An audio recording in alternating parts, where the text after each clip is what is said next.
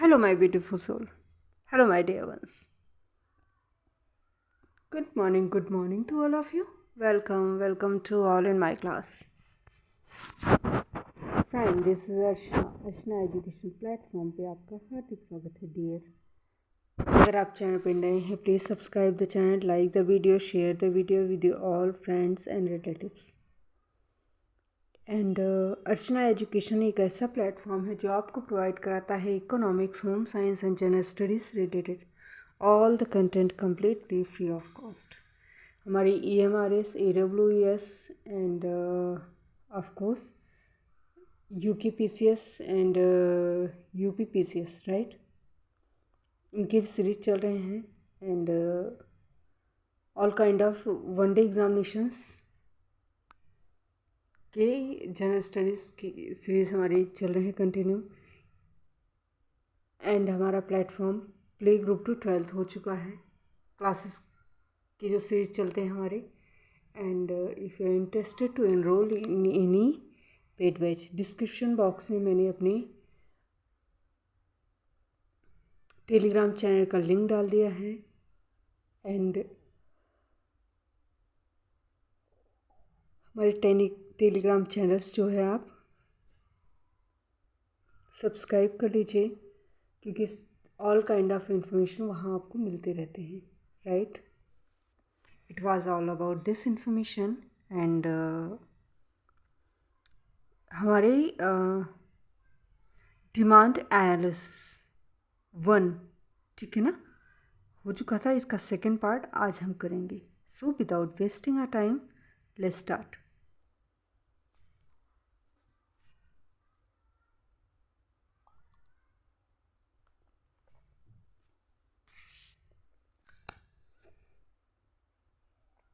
जब उपयोगिता बढ़ती है तो सीमांत उपयोगिता धनात्मक एवं गिरती हुई होती है। कुल उपयोगिता उस समय अधिकतम होती है जबकि सीमांत उपयोगिता शून्य हो जाती है। सीमांत उपयोगिता औसत उपयोगिता के बराबर उस समय होती है जबकि औसत उपयोगिता अधिकतम होती है। उपयोगिता से तात्पर्य आवश्यकता संतुष्ट करने की शक्ति से है। पूर्ण तृप्ति बिंदु, पॉइंट ऑफ सेटिस्फाई, पर सीमांत उपयोगिता शून्य होती है। उपयोगिता एक मनोवैज्ञानिक विचार है। इसकी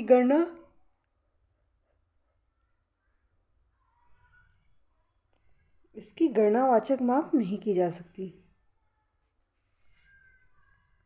यदि एक वस्तु की अंतिम इकाई से प्राप्त सीमांत उपयोगिता दूसरी वस्तु की अंतिम इकाई से प्राप्त उपयोगिता से दूनी है तो उपभोक्ता का साम्य उस समय स्थापित होगा जब प्रथम वस्तु की कीमत दूसरी वस्तु की कीमत से दुगनी हो जाएगी, राइट।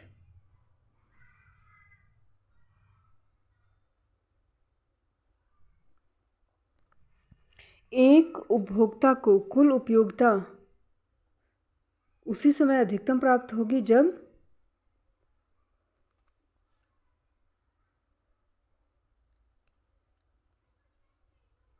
प्रत्येक वस्तु की व्यय की गई मुद्रा की अंतिम इकाई से प्राप्त उपयोगिता समान हो।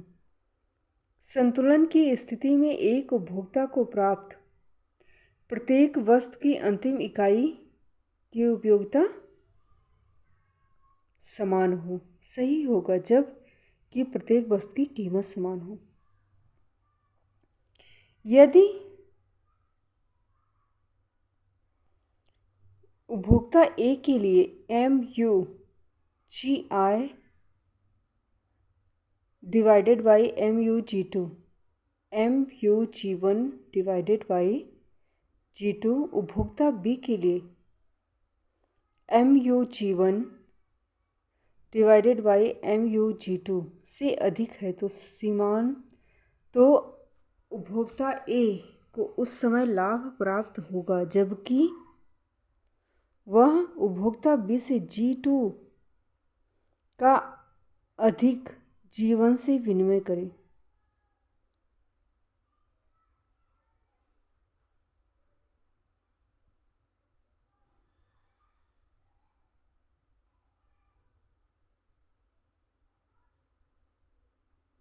आर्थिक दृष्टिकोण से कुल उपयोगिता का वह भाग महत्वपूर्ण है जहां कुल उपयोगिता घटती हुई दर से बढ़ती है।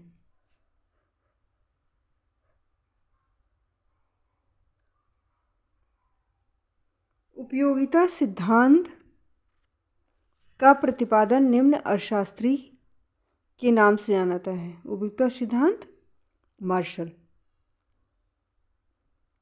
यूटिलिटी का कॉन्सेप्ट जो है मार्शल ने दिया था, राइट।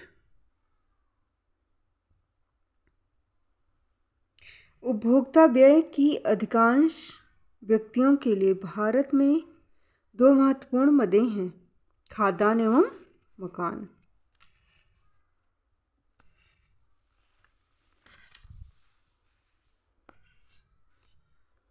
यदि समस्त वस्तुओं की कीमतें समान हो तो उपभोक्ता को उस स्थिति में अधिकतम कुल उपयोगिता प्राप्त होगी, जबकि MUA equal to MUB equal to dash dash dash equal to MUN।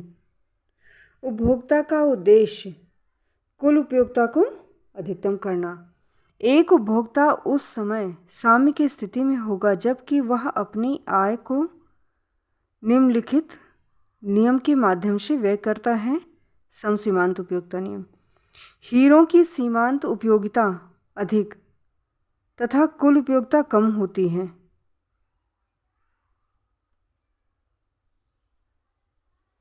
यदि एक वस्तु तीन वस्तुओं XYZ का उपभोग करता है तो उसकी साम्य की स्थिति MUX/PX, MUY/PY, MUZ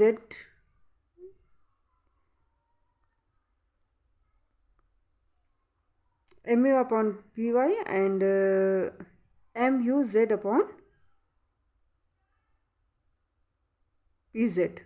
ठीक है ना, जब तीनों इक्वल हों। करेक्ट। निम्नलिखित सिद्धांत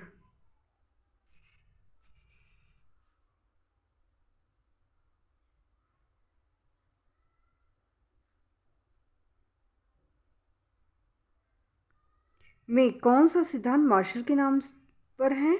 उपयोगिता सिद्धांत। n इकाइयों की कुल उपयोगिता n-1 इकाइयों की कुल उपयोगिता को निम्न के बराबर किया जा सकता है। n इकाई की सीमांत उपयोगिता। सीमांत उपयोगिता ह्रास नियम निम्न के लिए लागू किया जा सकता था।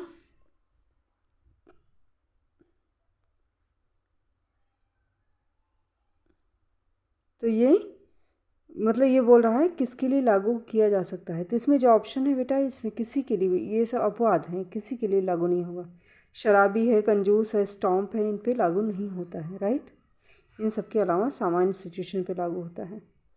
सीमांत उपयोगिता ह्रास नियम की माप को गणनावाचक विचार मानता है। औसत उपयोगिता बराबर होती है कुल उपयोगिता डिवाइडेड बाय वस्तु की उपभोग की गई मात्रा। सीमांत उपयोगिता कुल उपयोगिता वृद्धि को कहते हैं। एक वस्तु की उपयोगिता सभी व्यक्तियों के लिए समान नहीं होती। एक उपभोक्ता जो अपनी उपयोगिता को अधिकतम करना चाहता है, कोई एक वस्तु ए का उपभोग उस समय बढ़ाना चाहिए जब MUA/PA ग्रेटर देन MUB/PB।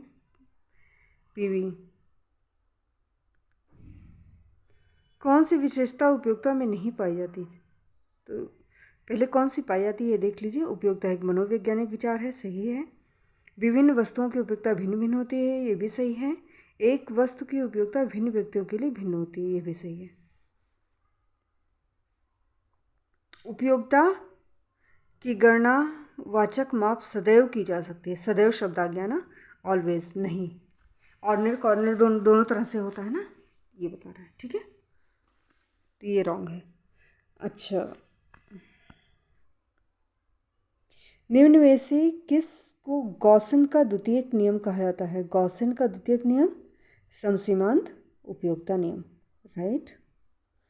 और प्रथम नियम कौन सा है ये आप बताइए कमेंट बॉक्स में कमेंट करके। 1000 टाइम्स मैंने आपको पढ़ा रखे हैं। सीमांत उपयोगिता ह्रास नियम की मुख्य मान्यता वस्तु की सभी इकाइयाँ समरूप होनी चाहिए, वस्तु का उपयोग एक समय पर होना चाहिए, उपभोक्ता की मानसिक स्थिति समान होनी चाहिए। उपयोगिता सिद्धांत के अंतर्गत उपभोक्ता अपनी कुल उपयोगिता को अधिकतम करना चाहता है। एक वस्तु के उपयोग मूल्य एवं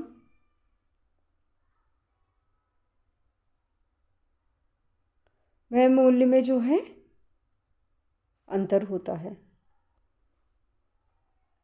मार्शल से पूर्व सीमांत विश्लेषण किसने किया था? ऑस्ट्रेलिया के अर्थशास्त्रियों ने और कॉल मेंजर एंड जेवंस ने। दो इसमें टेबल्स हैं, ठीक है ना, लिस्ट हैं, और इन लिस्ट को जो है हमें टैली करना है, मैच करना है। तो मैं मैच करते हुए डायरेक्ट आपको बताती हूँ। जब कुल उपयोगिता बढ़ती है तो सीमांत उपयोगिता धनात्मक एवं घटती हुई होती है। ध्यान से सुन लो ना। जब टोटल यूटिलिटी इंक्रीजिंग रेट पे होगी तो हमारी मार्जिनल यूटिलिटी पॉजिटिव होगी और घटती हुई दर पे होगी। जब कुल उपयोगिता अधिकतम होती है तो सीमांत उपयोगिता शून्य होती है, राइट। जब हमारा TU हमारा मैक्सिमम होता है तो MU हमारा 0 होता है। सीमांत उपयोगिता औसत के बराबर उस समय होती है जबकि औसत उपयोगिता अधिकतम होती है, ठीक। मतलब मार्जिनल यूटिलिटी AU के बराबर उस वक्त होती है जब AU जो अपने मैक्सिमम पॉइंट पे होता है। उपयोगिता को निम्नलिखित प्रकार से परिभाषित किया जा सकता है। किस प्रकार कहते हैं? आवश्यकता को संतुष्ट करने की शक्ति, ठीक, power of satisfying wants, right. किसी वस्तु की उपयोगिता उस वस्तु के किस मूल्य से मापी जा सकती है? उपयोग मूल्य, वैल्यू इन यूज। हीरों का मूल्य वैल्यू इन यूज कम होने पर भी इनका विनिमय मूल्य, ठीक, बहुत अधिक होता है क्योंकि इनकी दुर्लभता बनी होती है स्कैर्सिटी के कारण, क्योंकि सीमित होते हैं, राइट। पानी का उपयोग मूल्य बहुत अधिक होने पर इसका बाजार मूल्य नहीं के बराबर होता क्योंकि पानी की मात्रा बहुत अधिक उपलब्ध है। जिस वस्तु के जितने अधिक उपयोग होंगे उतनी ही विविध आवश्यकताओं को पूरा करने में सक्षम होगी। उस वस्तु की अतिरिक्त इकाइयों से प्राप्त सीमांत उपयोगिता का ह्रास उतनी ही धीमी गति से होगा।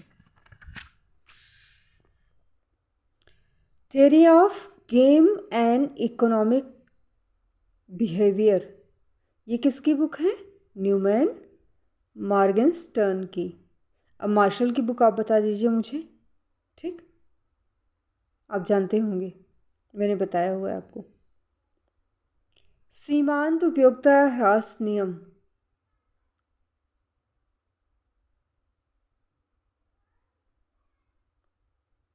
सीमांत उपयोगिता ह्रास नियम किसका आधार है? प्रगतिशील कर का आधार है। विनिमय मूल्य और उपयोग मूल्य में अंतर बताना इसका आधार है। धन के पुनर्वितरण की नीति में सहायक है, राइट। मार्शल के उपभोक्ता के बचत का आधार उपयोगिता ह्रास नियम। समीकरण A = B = 10 उपयोगिता की इकाइयों से तात्पर्य उपयोगिता के संख्यात्मक माप से है। जब उपभोक्ता साम्य की स्थिति में होता है तो क्या सिचुएशन होती है? इसका आंसर आप जो है कमेंट बॉक्स में दीजिए।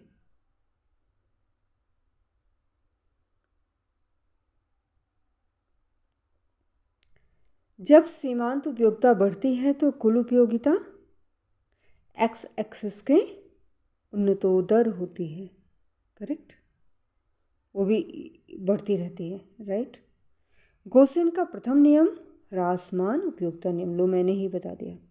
तो गॉसियन का द्वितीय नियम क्या हुआ? समसीमांत उपयोगिता नियम। एंड गॉसियन का प्रथम नियम ह्रासमान उपयोगिता नियम। राइट। अच्छा, मैं देख लूँ, ये हमारा चैप्टर कंप्लीट हो गया। एंड मैं देखती हूँ अगर बहुत ज़्यादा नहीं है क्वेश्चंस तो इसको भी एक साथ ही ले लेती हूँ। बहुत ज़्यादा होंगे तो फिर बहुत बड़ा हो जाएगा ना वो। नहीं, बहुत ज़्यादा तो नहीं है। आई थिंक जस्ट ले लेती हूँ मैं। राइट, जस्ट वेट अ।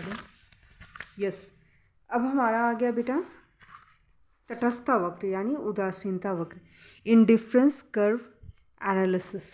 राइट, ये बहुत अच्छे से आपने पढ़े हुए हैं। ठीक, तो इसका एमसीक्यू फॉर्म में चलते हैं। टाइम मिला तो एक बार फिर से मैं आपको चैप्टर कॉन्सेप्ट वाइज क्लियर कर दूंगी, लेकिन सबसे पहले एमसीक्यू फॉर्म में प्रोवाइड करने के बाद। उपभोक्ता की तटस्थता वक्र की ढाल ऋणात्मक होती है। उपभोक्ता की तटस्थता वक्र की ढाल ऋणात्मक होती है। उपभोक्ता का तटस्थता वक्र सदैव केंद्र बिंदु के उन्नतोदर होता है। प्रतियोगी तथा अनुपूरक वस्तुओं की समस्याओं के अध्ययन करने के लिए उदासीनता वक्र का उपयोग सर्वप्रथम मैथमेटिकल फिजिक्स नामक पुस्तक में हुआ था। एक तटस्थता वक्र पर उपभोक्ता यदि x वस्तु की मात्रा बढ़ाना चाहता है तो उसे y वस्तु की मात्रा कम करनी पड़ती है, क्योंकि उपभोक्ता को तटस्थता वक्र के सभी बिंदुओं के समान संतुष्टि प्राप्त होती है। तटस्थता वक्र की प्रमुख मान्यता कौन सी है? विवेकपूर्ण व्यवहार, वस्तु का समरूप विभाजनीय होना, प्राथमिक फलन की जानकारी। तटस्थता वक्र के ढाल को किस नाम से जाना जाता है? प्रतिस्थापन के सीमांत नियम।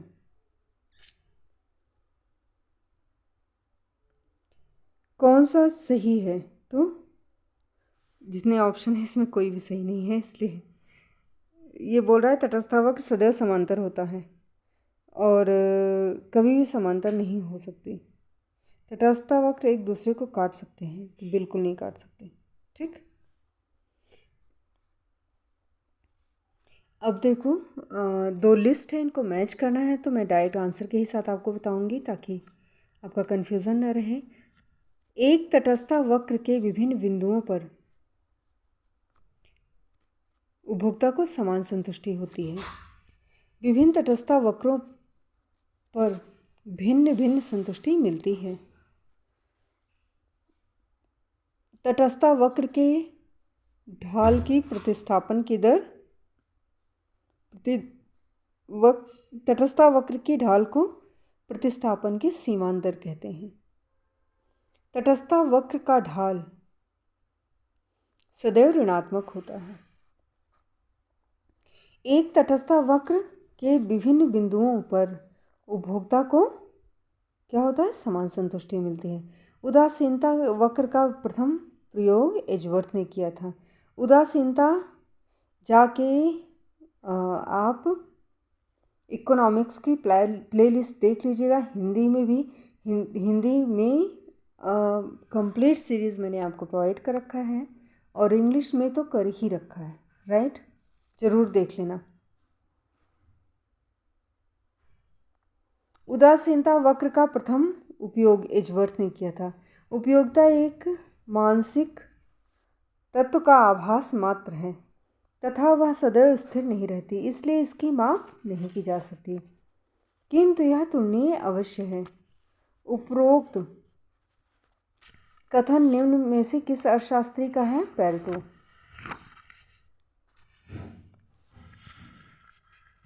निम्न कथनों में कौन सा सही है? उदासीनता वक्र का ढाल ऋणात्मक होता है। जब एक रेखा चित्र में एक से अधिक तटस्थता वक्र बनाए जाते हैं तो तटस्थता वक्र मानचित्र कहते हैं। निम्न कथनों में कौन सा सही है? उदासीनता वक्र बाईं ओर से दाईं ओर झुकते हैं। एक तटस्था वक्र x तथा y वस्तुओं के अनेक संयोग बिंदु हो सकते हैं। प्रतिस्थापन की सीमांत दर सदैव ऋणात्मक होती है।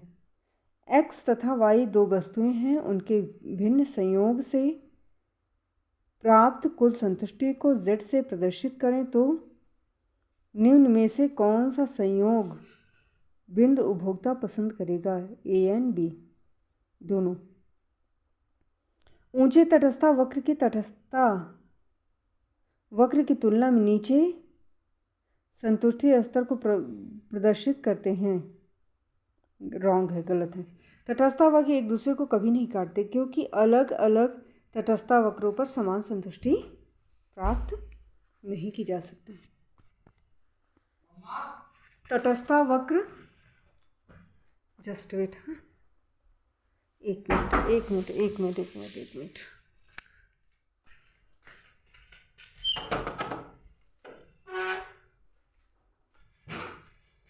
सो जस्ट वेट, हाँ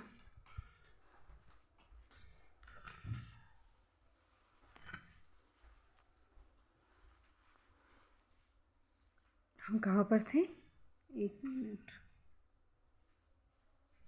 हो गया, चलो। तटस्था वक्र की विशेषताएं। तटस्था वक्र मूल बिंदु की ओर उन्नतोदर होते हैं, किसी अक्ष को एक्सिस को कभी टच नहीं करते हैं। तटस्था वक्र आपस में एक दूसरे को कभी काटते नहीं हैं। जब x y दो वस्तुओं को लेकर तटस्था वक्र बनाया जाता है, तटस्था वक्र के ढाल को निम्न सूत्र द्वारा व्यक्त किया जाता है: -Δy upon Δy equal to MRS XY। उपभोक्ता एक संयोग को छोड़कर दूसरे संयोग को अपनाता है तो उस वस्तु के उपभोग में वृद्धि करने के साथ साथ दूसरी वस्तु के उपभोग में इस प्रकार कमी करनी पड़ती है कि उपभोक्ता को पहले के समान ही संतुष्टि प्राप्त हो सके। जब प्रतिस्थापन की दर शून्य होती है तो इसका तात्पर्य है कि एक वस्तु के स्थान पर दूसरी वस्तु का प्रयोग नहीं किया जा सकता। जो जो उपभोक्ता बाएं से दाएं ओर तटस्था वक्र पर जाता है त्यों त्यों अगले संयोग के लिए प्रतिस्थापन की सीमांत दर घटती है। पूर्णतया पूरक वस्तुओं की स्थिति में तटस्था वक्र एल आकार का होता है। जब दो वस्तुएं पूर्ण स्थानापन्न हों तो उनके बीच प्रतिस्थापन की दर स्थिर रहती है। जब दो वस्तुएं एक दूसरे की पूरक होते हैं तो उनका सदैव एक निश्चित अनुपात में प्रयोग किया जाता है। जब दो वस्तुएं पूर्ण स्थानापन्न होती हैं, तटस्था वक्र एक सरल रेखा के रूप में होता है। अभी मैंने बताया आपको, जब पूरक होती हैं तो क्या होता है? एल शेप का होता है। ये सब छोटी छोटी बातें हैं लेकिन बहुत काम की बातें हैं, अब भूलिए मत।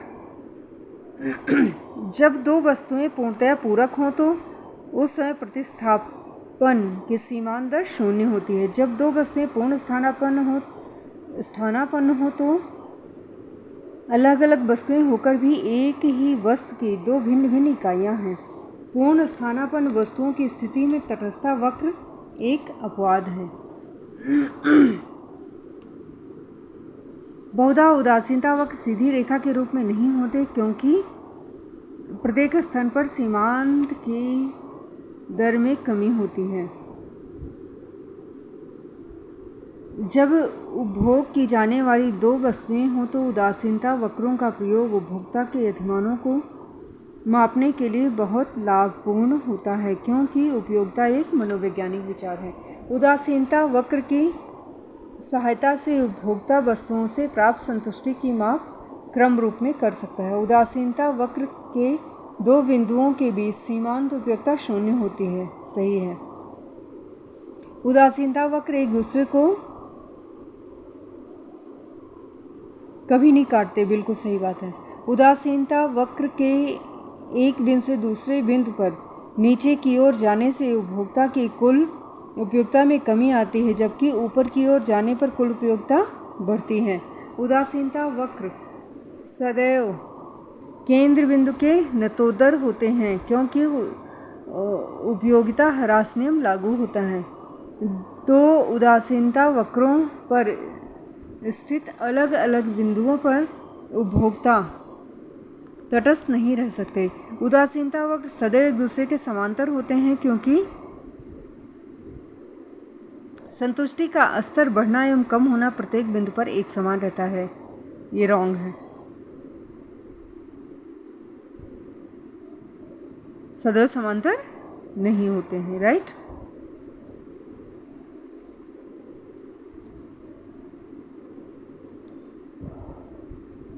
भिन्न संतुष्टि स्तरों को निम्नलिखित द्वारा प्रदर्शित किया जा सकता है। भिन्न तटस्थता वक्रों द्वारा। यदि उपभोक्ता के लिए किसी वस्तु से मिलने वाली संतुष्टि एक सीमा के बाद ऋणात्मक हो जाए, इसका कारण है उसकी कुल संतुष्टि में कमी होती है। उसकी क्षतिपूर्ति करने के लिए वह दूसरी वस्तु की मात्रा बढ़ा दे तो तटस्थता वक्र गोलाकार हो जाएगा। उदासीनता मानचित्र में कितने उदासीनता वक्र होते हैं? जितने चाहिए। जब दो वस्तुएं पूर्णतया पूरक हों तो उस स्थिति में प्रतिस्थापन की सीमांत दर शून्य होगी। आय प्रभाव ऋणात्मक भी हो सकता है और धनात्मक भी। एंजल वक्र तथा आय उपभोग वक्र में यह अंतर है कि एंजल वक्र में आय परिवर्तन का केवल एक ही वस्तु की मात्रा पर प्रभाव पड़ता है, जबकि आय उपभोग वक्र में आय परिवर्तन का एक्स वाई दोनों ही वस्तुओं की मात्रा पर प्रभाव पड़ता है। उपयोगिता उदासीनता वक्र विश्लेषण की श्रेणी वीक ऑर्डरिंग है। याद रखो, मेरी बात समझ लो। जो इंडिफरेंस कर्व है ये वीक ऑर्डरिंग को बताता है, राइट। अब बताइए स्ट्रॉन्ग ऑर्डरिंग को कौन बताता है? ये भी मैंने आपको बता रखा है, ठीक। स्पष्ट की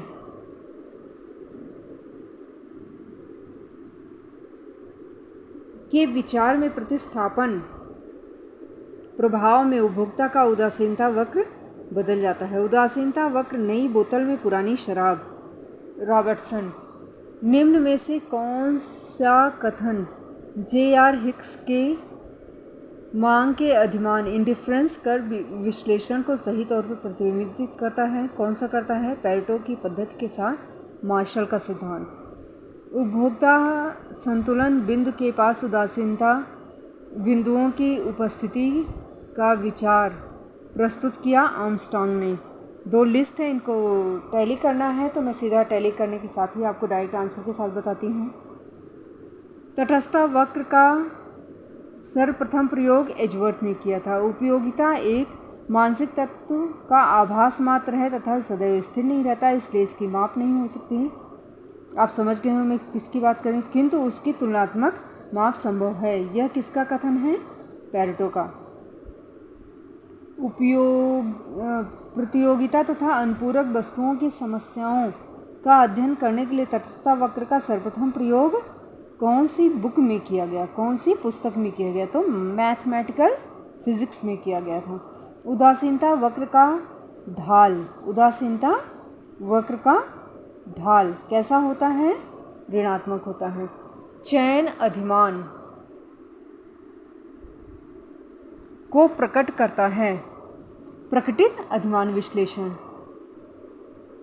किस अर्थशास्त्री ने उपभोक्ता की बचत को क्रेता की बचत का नाम दिया? बोल्डिंग ने। उपभोक्ता की बचत निम्न तथ्यों पर आधारित होता है, मांग नियम पर। सैमुअल्सन उद्घाटित अधिमान सिद्धांत की महत्वपूर्ण मान्यता है। अनुरूपता, सकर्मकता, कंसिस्टेंसी, ट्रांसिटिविटी। उपभोक्ता की बचत के विचार को देने का श्रेय ड्यूपिट को जाता है। So dear, it was all about this. हमने इंडिफरेंस कर्व एंड डिमांड के बारे में पूरा कंप्लीट कॉन्सेप्ट आपको प्रोवाइड कर दिया। अब हम प्रोडक्शन फंक्शन पे आते हैं नेक्स्ट वीडियो में, राइट। एंड डियर, हमारी सर्विसेज हैं class 1 to 12, all subject TGT, PGT, economics and TGT, PGT, home science, PRT and all kind of one day examination, right। and हमारे UPSC, PSC, RO, ARO, ठीक है ना, सारे examinations के general studies के material आपको provide किए जाते हैं। चैनल से जुड़िए, आगे बढ़िए। Love you all guys.